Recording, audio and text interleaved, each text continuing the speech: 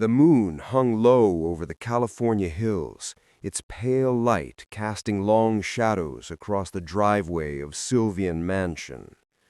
The estate stood with immense grandeur, tall Gothic-style pillars, black glass windows, and stone walls that seemed to watch the six friends: Quinn, Alyssa, Leonard, Caspian, Veronica, and Devon.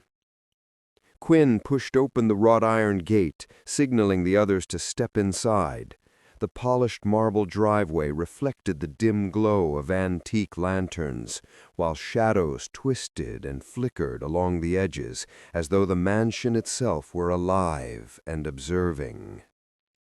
Alyssa's gaze fell on a portrait near a column, a man with a stern expression, and a woman beside him whose smile appeared cracked and almost sinister.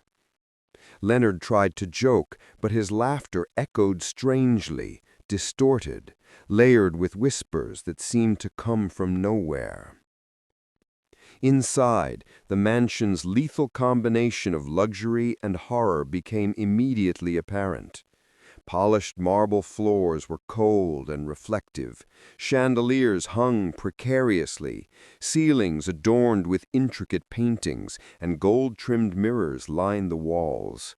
Antique furniture cast faint, shifting shadows, and with each step, an invisible pressure seemed to press against their chests. Quinn suggested they explore the library first. As Leonard ran his hand along an ancient bookshelf, a leather-bound book fell on its own. Its pages were stained with dark, thick liquid. Caspian reached to touch it and recoiled as if it had burned him. Above, a chandelier trembled, and tiny shards of crystal fell to the floor. Shadows began forming human-like hands and distorted faces along the walls. In the dining hall, the antique table's plates held dark, viscous liquid that seemed to move slightly, pulsating. Veronica stepped closer, but Alyssa grabbed her wrist and pulled her back. The mansion's whispers had become distinct: slow laughter, metallic echoes, and the soft scraping of unseen objects. Outside, the fountain reflected the moonlight in crimson, and shadows swirled around it. As they moved toward the backyard, chandelier chains above seemed to elongate into shadowy forms. Corridors twisted, doors shifted, and the mansion's labyrinthine nature became apparent. Quinn spotted a painting slightly ajar and found a narrow stairwell descending into darkness. The basement air was frigid and dense, every breath visible. Coffins lined the walls, skeletons leaned against one another, and shadows pressed in from every corner. Devon stepped first and nearly collided with a shadow grasping at him. Leonard and Caspian became trapped at opposite ends of the room as the mansion twisted around them. A chandelier above crashed, and shadows engulfed every corner. Quinn and Alyssa's flashlight beams cut through the darkness, revealing shadows crawling and grasping, cold, tangible, and alive. Antique mirrors reflected twisted versions of themselves, faces melting into ghostly forms, mouths silently screaming.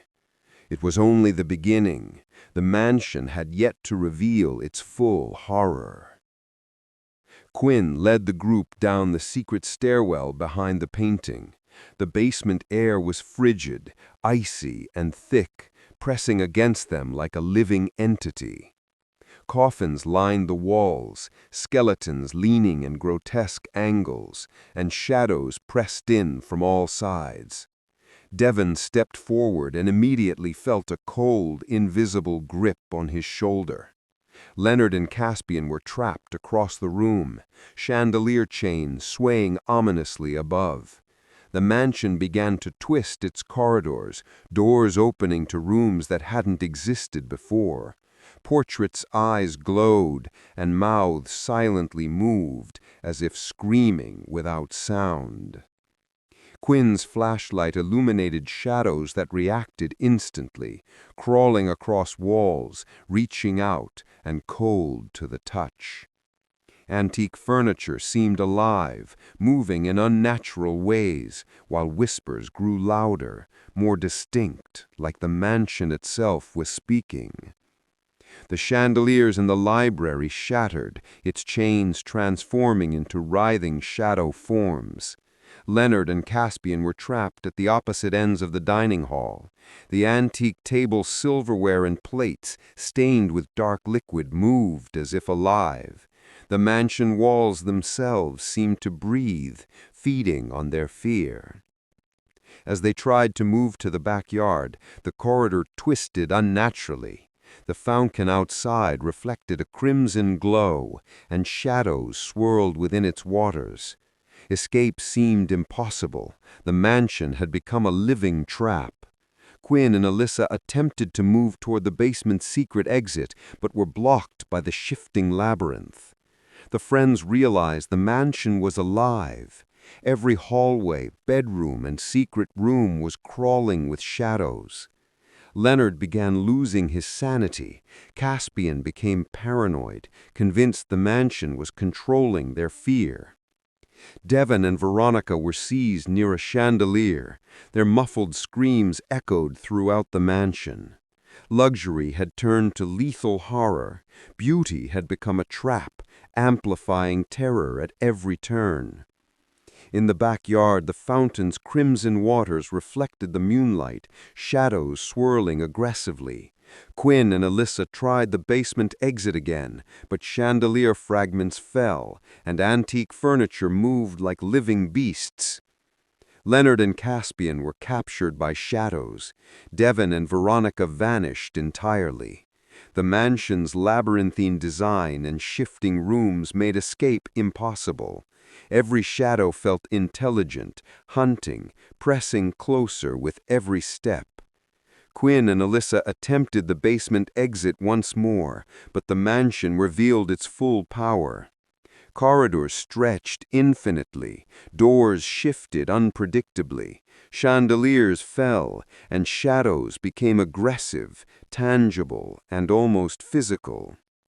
Whispers and laughter echoed in every corner. The mansion's luxury interiors transformed into traps.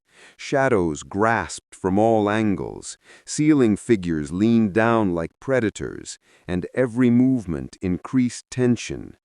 The mansion was at its most dangerous, feeding off fear and despair. Finally, Quinn and Alyssa managed to escape through the basement's secret exit. The backyard remained luxurious and eerily calm, yet shadows lingered in every window, watching. Only two remain, but the shadows are patient. Subscribe for more terrifying stories and don't miss the next nightmare.